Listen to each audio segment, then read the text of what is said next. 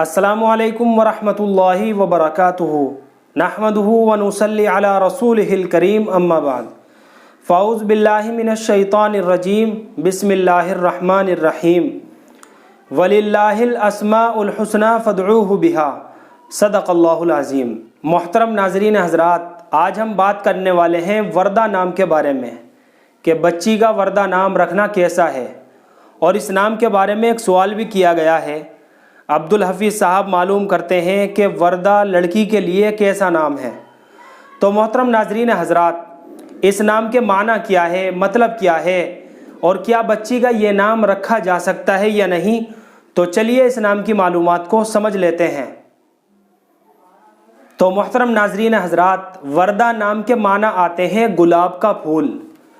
وردہ نام کے معنی گلاب کے پھول کے آتے ہیں، اور یہ بچی کے نام کے طور پر مستعمل ہے، لہٰذا معنی کے اعتبار سے بچی کا وردہ نام رکھنا درست ہے۔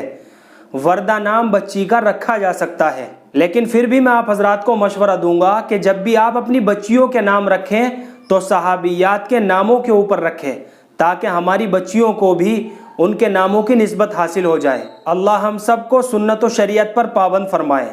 فقط واللہ اعلم۔